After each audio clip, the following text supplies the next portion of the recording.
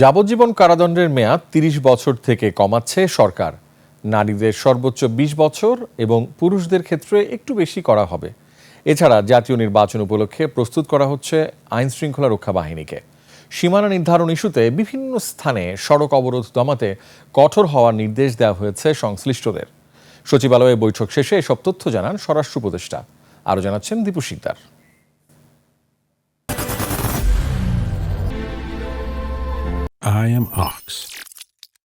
দেশ জুড়ে ৬৮ কারাগারে এখন বন্দী প্রায় ৮০,০০০। এর মধ্যে যাবজ্জীবন সাজাপ্রাপ্ত আসামির সংখ্যা ৬,৭০০ জন। তাদের মধ্যে নারী ৩৫০ জন এবং পুরুষ ৬,৩৫০ জন।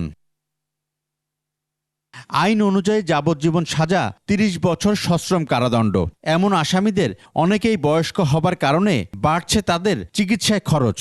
এমন অবস্থায় যাবজ্জীবন সাজার মেয়াদ কমিয়ে অনেক আসামিকে খালাস দেওয়ার উদ্যোগ নিচ্ছে স্বরাষ্ট্র মন্ত্রণালয়। লাইফ টার্মটাতে 30 বছর ওইটারে কমায় কত করা যায়, একটা যুক্তিযুক্ত একটা করে যেন যারা বয়স্ক হয়ে গেছে তাদের কিভাবে ছাড়ার ব্যবস্থা করা যায়। মেয়েদের ক্ষেত্রে হয়তো আমরা 20 বছর করে দিতে চাচ্ছি, ছেলেদের ক্ষেত্রে হয়তো আরো একটু বেশি হতে পারে। স্বরাষ্ট্র উপদেষ্টা বলেন, ডাকসু ও জাকসু নির্বাচনে প্রশংসনীয় ভূমিকা রেখেছে আইন শৃঙ্খলা রক্ষাকারী বাহিনী।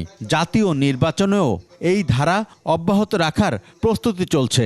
এছাড়া সীমানা নির্ধারণ নিয়ে বিভিন্ন স্থানে যারা রাস্তা অবরোধ করেছে তাদের বিরুদ্ধে কঠোর ব্যবস্থা নেয়ার নির্দেশ দেয়া হয়েছে। যদি কোনো দাবি দেওয়া থাকে তারা প্রপার চ্যানেলে জানাবে, কিন্তু রাস্তা ব্লক করে জনগণকে ভোগান্তি করা এটা কিন্তু কোনো অবস্থায় আমার মনে গ্রহণযোগ্য না। শারদীয় দুর্গাপূজা নির্বিঘ্ন ও উৎসবমুখর করতে সব ধরনের ব্যবস্থা নেওয়া হচ্ছে বলেও জানান স্বরাষ্ট্র উপদেষ্টা। পূজাটা যেন নির্বিঘ্নে এবং ধর্মীয় রীতিনীতি মেনে যেন করতে পারে, এই জন্য আমরা সব ব্যবস্থা করে দেব।